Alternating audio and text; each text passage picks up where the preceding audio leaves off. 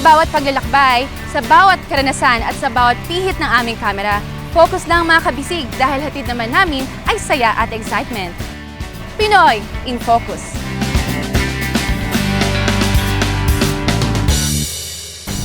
Good morning mga kabisig! Good morning, Kong Alvi! Good morning, Marge. May idea ka ba kung nasaan tayo?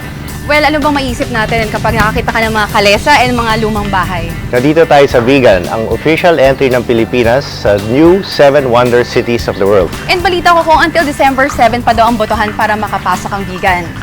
And ngayon, dadayuin natin ang kanilang mga heritage sites na dahilan kung bakit napasok sila sa new 7 Wonder Cities of the World. Kaya Marge, susuportahan natin ang pagboto sa Vigan at alamin natin ang mga iba-ibang site na dapat natin puntahan. And of course, di natin makakalimutan ang food trip. So, titikman natin ang kanilang mga native delicacies. Lalo na ang mga kilalang pagkain dito sa Vigan.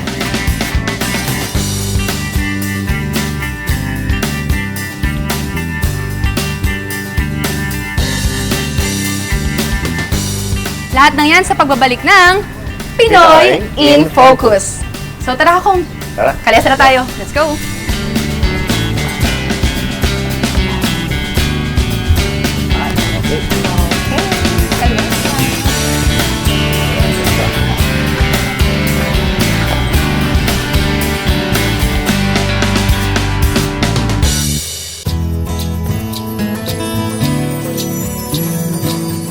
Known as a hospitable city of choice, Vigan City in Ilocos Sur is a perfect option for those who seek calmness and peace.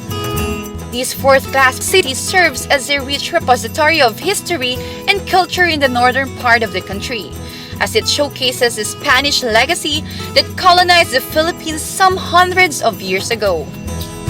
Kakikitaan ng syudad na ito ng mga lumang gusali, gaya ng mga century-old houses, churches, as well as antique collections na talaga namang na-preserve through the years.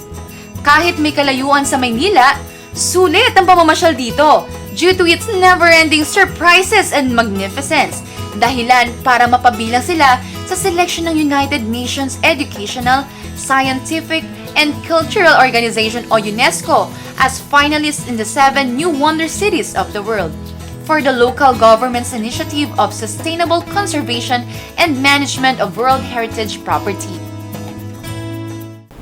Good morning mga kabisig! With us is none other than the representative of the 1st District of Ilocos Sur, Congressman Ronald Singson. Good morning and welcome to Pinoy in Focus. Good morning, Marge, and good morning to my colleague here, Mr. Albi Benitez, and of course, good morning to our televiewers. Nalaman po namin na naging part po ito ng New 7 Wonders of Cities, itong Vigan po. How was it? We are part of the campaign or the contest. So we were chosen as among the, I don't know how many cities na kasali. Yeah, but now we're down to 14 and fortunately nakasama pa rin tayo. So this is the last leg na yata until December 7. Doon na magde-decide kung sino yung top 7. Yeah. How does it feel? The last 14, diba? Compared sa mga ibang naiwan ng mga cities. And these are really mga major cities ng mga countries. And here, Vigan is being the same rank as they are. Yes, we feel very honored. I guess what started it all was the fact that Vigan is what we call a chartered city and that we are a heritage site, World UNESCO Heritage Site. What's unique about it is yung mga iba, sites lang or like monuments or churches, ito buong city.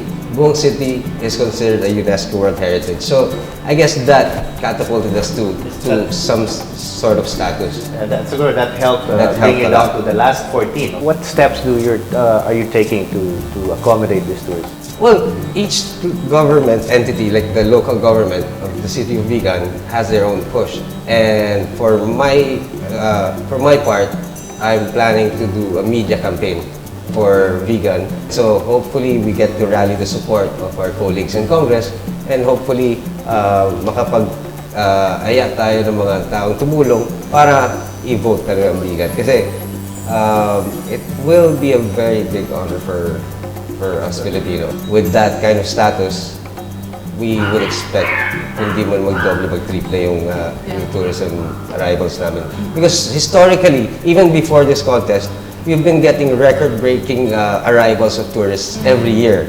Way back. So, pataas na ng pataas. Foreign ba to? Local? Mostly local tourism. And then now, nagkakaroon na ng mga foreigners. Yeah. Especially po ngayon kasi may campaign kayo. So, Yes, po ba? yes, Over super. last year? In the past year alone, I think we opened up 4 major hotels in Vegan alone. So just in the past Just last year. Just last year. So it goes to show that yung tourism, nagdadala talaga ng, it's reviving the economy or increasing the yung economic activity. And definitely, because this is already an international contest, no? So Yes. it will be renowned worldwide. Please visit Vegan, bring your family, bring your friends. It's a wonderful city, it's a beautiful city that we are proud of, and we want to share the experience with you. Vegan is one of the 28 finalists in the search. As a lone nominee from the Philippines, it aims to duplicate the success of the Puerto Princesa Underground River, which was named one of the new 7 Wonders of Nature in 2012. Nakikilala ang Vegan, no? Isa sa siguro renowned, tinatawag na new 7 wonder cities in the world. No? Paano, how do you feel about this? Ay, malaking bagay po sa amin dahil Vegan City lang po ay ang city na nagre-represent dito sa Pilipinas at malaking bagay po yan dahil makakatulong po sa tourism namin. We will put Vegan back in the map para po dalawin ng mga turista at humihingi po ako ng tulong para suportahan po natin ang kampanya ng Vegan para po makapasok sa New 7 Wonder Cities. Ano pong gagawin para makapag-vote? Through online or text po? Paano? Well, i-text po natin ng Vegan, VIGAN 10, tapos i-text po natin sa 2929-0777. Online po, pwede sa website po ng New 7 Wonder Cities. Maraming Thank you salamat. very much. Thank you. Suportahan ka namin. Thank you. Thank you. Bahagi ng ating makulay na kasaysayan ang matagal na panahong pananakop ng mga Kastila na siyang nagpakilala ng Kristyanismo sa Pilipinas. Kaya't bahagi ng mayamang kasaysayan, hindi lamang ng Vegan, maging ng buong Ilocos Sur, ang pagkakaroon nito ng Spanish-era churches na dinarayo ng mga turista, hindi lamang para mamasyal, but to reflect and pray. Kabilang na dito ang Shrine of Nuestra Señora de la Caridad sa bayan ng Bantay, Ilocos Sur, na itinayo noon pang 15th century na aming in-explore ng aking tour buddy na si Kong Albi. Father, tanong ko lang po, gaano po ba katagal ito ang church niyo? Our church was established in 1590. 1590. Yeah. And in terms of tourist arrival po, gaano po ba kalakas ang mga dumadating na mga foreign and local tourists dito sa inyong church?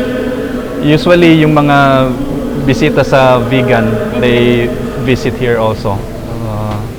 Yung volume ng mga turista sa Vegan, ganun din ang volume ng Father, ng siguro turista take us nila. back, no? Isa sa mga pinupuntahan ng mga turista is actually yung history.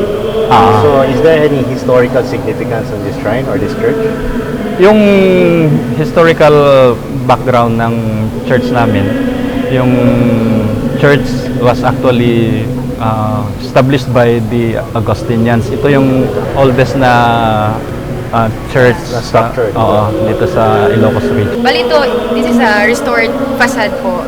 Yung restored na facade kasi nasira nung ng World War II, na alis yung bubong niya. Yung facade nasira din, kaya it was restored. Original design kasi ng church, it was a cross na may dome sa gitna dati. Pero because of lack of funds. Okay. So, Father, this is one of those being promoted as parang tourist destination dito sa Vegan, no? Oo. And, okay naman sa inyo to, hindi naman nakakasagabal, nakakagulo sa inyong... Ang lang kasi, yung local tourism kasi, prino-promote yung bell tower. Okay. Actually, it's the shrine of Our Lady of Charity. Would like to come, if people would come here, they do not only come for the bell tower, they come for the miraculous image of Our Lady of Charity. Nandito po yun.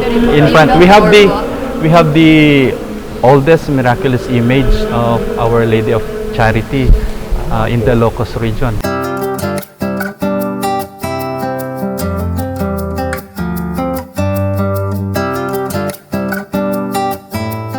Thank you, Pinoy in Focus. And I would like to invite all the people. When you come here, please don't go to the bell tower only. There's more than the bell tower. It's the shrine of Our Lady of Charity. And Father, pag bumisita kayo dito, medyo nababawasan daw yung mga kasalanan. When we pray and when we open ourselves to God, syempre, mababaw. Okay. Thank you, Father.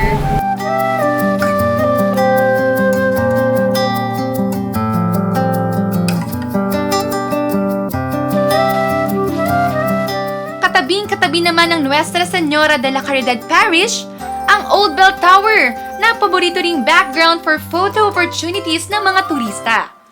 The belfry sits on a hilltop overlooking a green pasture in the province of Abra. It was used as a watchtower for invading enemy forces during World War I and II because of its strategic location. The Bantay Church and Bell Tower are monumental witnesses to various atrocities and uprisings. Sa Vigan din matatagpuan ang ancestral house ni dating Ilocos Sur Congressman Floro Crisologo, ang tinaguriang ama ng Social Security System. Sa kanyang bahay ay makikita ang mga antigong kagamitan na na-preserve sa paglipas ng mahabang panahon. This is the ancestral residence of the assassinated congressman. So instead of having this an abandoned house, they converted this as a private museum. And we started to develop this as a museum late 80s until now.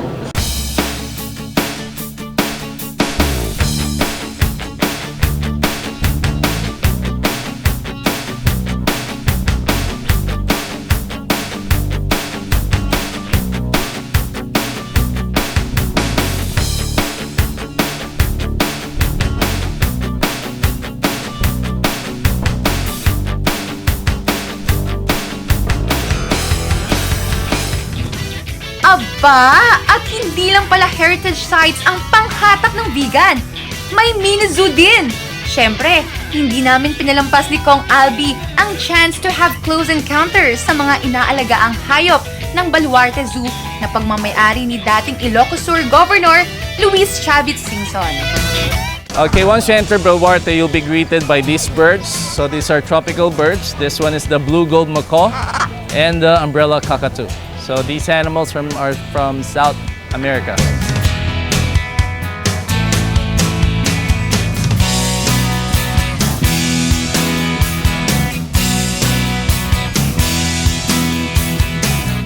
Iba't ibang uri ng hayop na personal collection ni Governor Chavit ang matatagpuan sa Baluarte, gaya ng mga usa,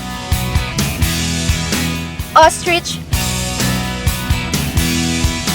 mga reptiles, gaya ng iguana at iba't ibang uri ng ahas, meerkat, wild pigs, mga ibon at maamong tigre na personal naming nahawakan ni Kong Albi. Maaaliw din ang mga manonood ng kanilang show para sa mga zoo goers, kaya sulit ang pamamasyal.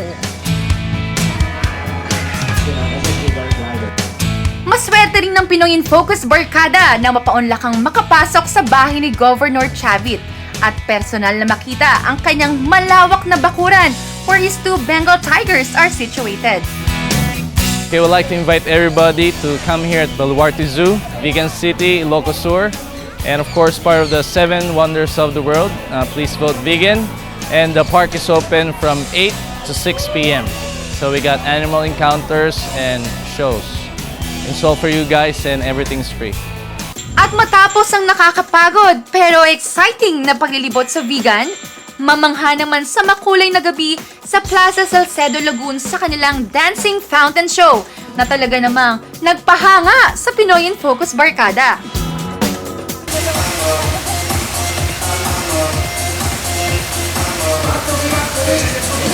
The dancing fountain, which starts glimmering 7:30 p.m. nightly, has been wowing audiences since it was erected on April 2013 dahil patok na patok ito sa mga turista.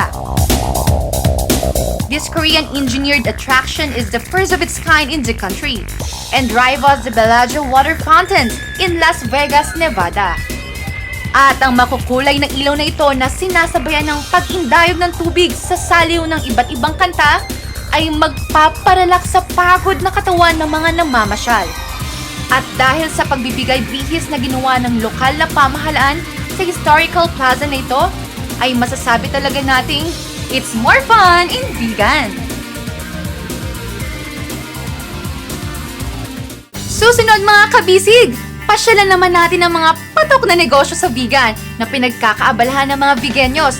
Lahat ng yan sa aming pagbabalik.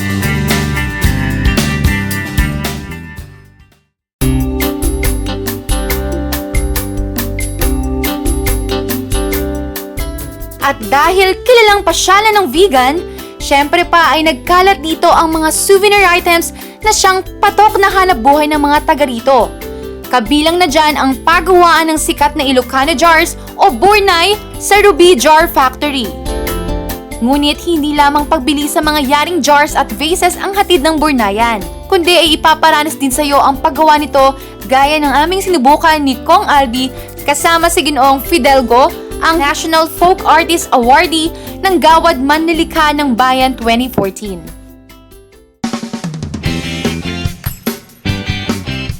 The Burnay industry preceded the arrival of the Spanish colonizers in the Philippines. Introduced by early Chinese settlers, Burnay served as an all-weather container of local products for shipment to China and other Asian kingdoms in pre-colonial times. Ginagamit din ng Burnay na lalagyan sa paggawa ng patis, suka at ang basi, ang sikat na Ilocano wine na nagmula naman sa tubo. Ano pong klase ng materials yung ginagamit yung... Ang material po rito ay, ito po ay clay. May halong kunting buhangin. Ilang oras po usually yung paggawa ng mga ganyan po? Pagka ganitong medium lang, more or less 10 minutes. Matagal na training yan para bago matuto yan? Sa lahat po ng trabaho sa buong daigdig po, ito po ang pinakamahirap matutunan. Kamay lang po, ang humuhupog talaga. Ibig sabihin, walang molde. Walang molde, tansyan lang po.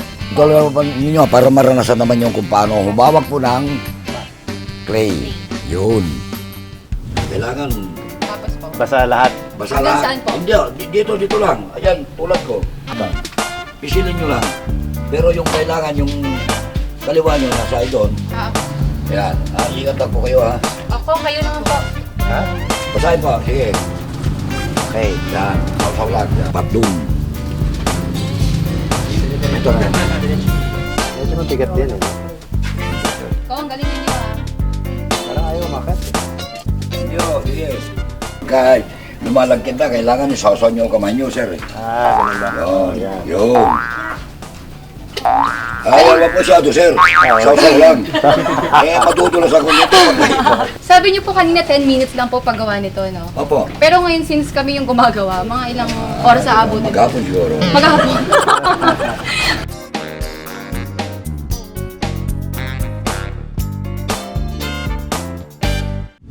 Ngayon naman, pupuntahan natin ang kanilang isa sa mga tourist attraction dito, ang Hidden Garden. So tara, tuklasin natin ano pong makikita natin dito.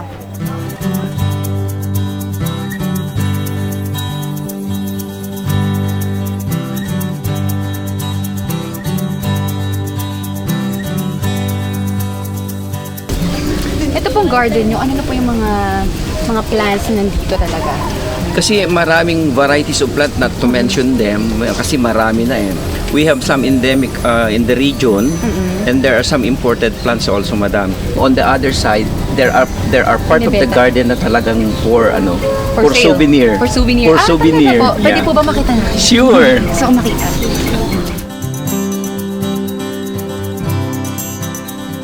It is very easy to handle and able to absorb toxic materials floating on the air. Kaya ito ang pinaka-saleable sa amin.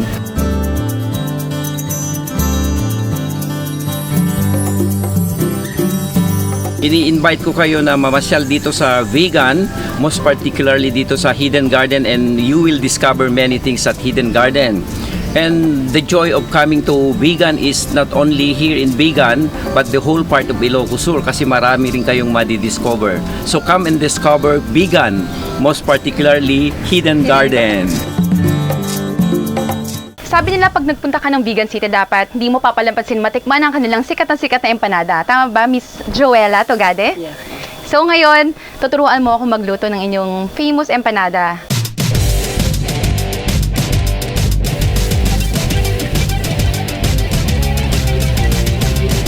Spread out ito. Kahit hindi masyadong almond.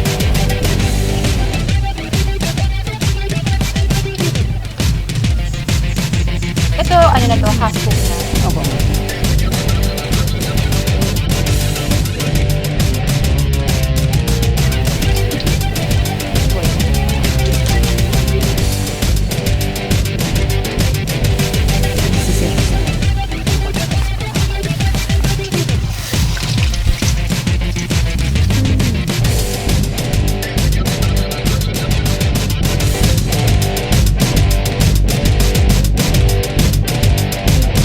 Nalalasahan ko agad yung longganisa na. Ang sarap. Tsaka bumagay yung suka.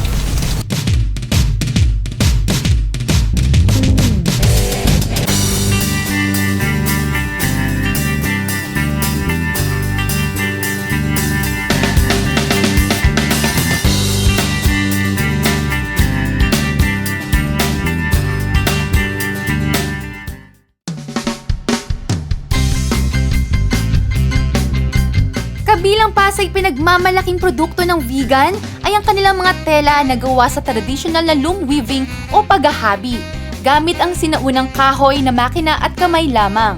This living tradition of vegan has made its mark to the local and international market.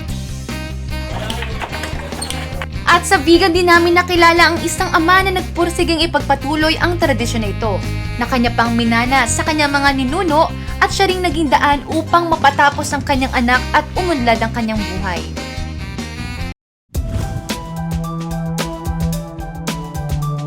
Pansamantalang inihinto ni Tatay Dominic ang pagpapatakbo ng loom weaving business niya nang subukin ang buhay sa Saudi Arabia noong 1980s. Ngunit tila sinubok rin ng pagkakataon ang kanyang katatagan, nang looban ng mga magnanakaw ang kanyang bahay at limasin ang lahat ng kanyang mga naipundar. Dito ay naisipan niyang ipagpatuloy ang loom weaving business na hanggang ngayon ay kanilang pinakikinabangan at naging instrumento para mapatapos ang kanyang anak. Alam niyo ba na dito sa Vegan City ay sikat na sikat ang loom weaving business? So tara, makakapanayam natin si Sir Dominic para alamin ang kanyang naging buhay noon at ngayon dahil napaunlad na kanyang business. So tara! Gano'n po ba kayo nag-start dito sa loom weaving business na to? Simula pa nung bata ako, ma'am. Marunong Ilang ako taon na po magkahabi. 10 years old ako noon. 10 years old pa lang. So Pero, mga magulang niyo po nag-start talaga itong ma'am, negosyo. oo. Pero ito talaga nagsarili na ako noong 1989 hanggang ngayon, ma'am. Hanggang ngayon. Ito na ang Bali, nag-start po kayo sa small lang. Kasi yung anak niyo po napagtapos siya dahil dito po sa inyong negosyo. Oo, ma'am. Napatapos ko ng commerce, major in management, ma'am. Wow, galing. Pag peak season po, gaano po ba kalakas yung demand ng mga pumupunta dito or bumibili sa inyo ng mga loom weaving? Pag peak season, ma'am, maraming bumibili, marami ring order. Pag hindi peak season, ma'am, lalo yung tag-ulan, itong May at saka Medyo hanggang October, katapusan ng October. Matumal yung benta. Matumal ang benta. So, bali po may mga turista po pumupunta dito. Oo, ma'am. Kayo po yung nagtuturo rin po ba kayo or ano po? Tinuturuan niyo rin po ba? Oo, ma'am. Sila mismo actual na nag-uupod dyan. Tapos tuturo mo lang gagawin nila, ma'am. Sige po, since nandito ako, syempre pwede po bang Pwede, ma'am. maturuan niyo rin ako ng ma'am. paggawa nito? Pwede, ma'am.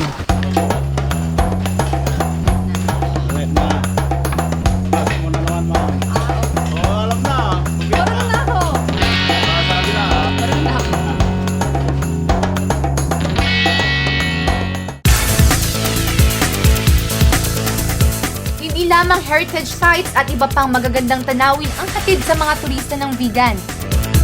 Job-breaking extreme sports for backpackers is also in store that will surely excite thrill seekers staying vegan.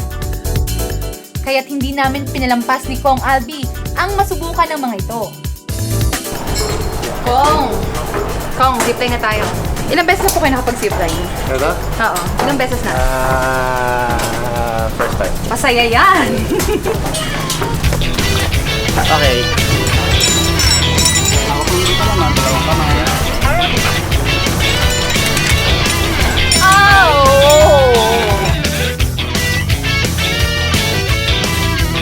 Okay, sir, ma'am. 1, 2, 3.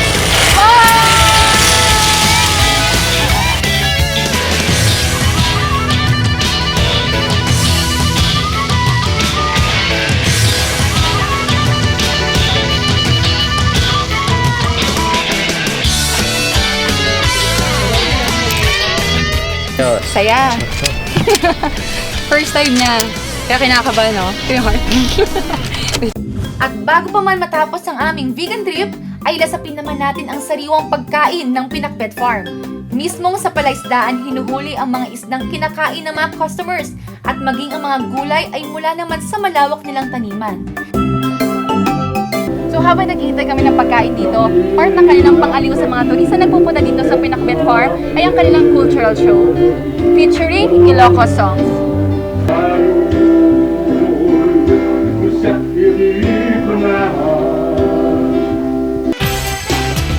Chibugan time!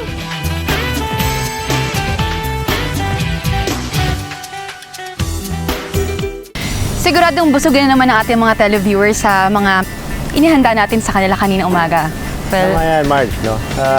Ang Ilocos Sur at ang vegan, ibang-iba na sa dating anyo nila. No? Mga few years ago, alam mo, dinadaanan lang ang vegan papunta sa mga ibang probinsya. Ngayon siguro, sobrang dami na pwedeng gawin dito. yes, ang daming mga tourist hotspots dito. Tulad ng Baluarte, yung mini zoo nila. Diba? Pinuntahan natin yan. Of course, yung mga ibang attraction nila dito, yung dancing fountain. Yes. Siguro sa parang world class na tinayo nila dito. St. Augustine Church or tinatawag nilang Bantay Church, di ba? Ayan, diba? At ito nga ang adventure zone para sa mga thrill seekers, di ba? Yung mga gusto ng mga zipline, wall climbing, andito na lahat actually. Kaya talaga marami talagang pwede na gawin dito sa vegan at sa Ilocos Sur. So talagang punong-puno ang schedule pag pumunta ang mga pamilya dito o kung sino man turista na dadalaw. Kaya mga kabisig, join us again next week.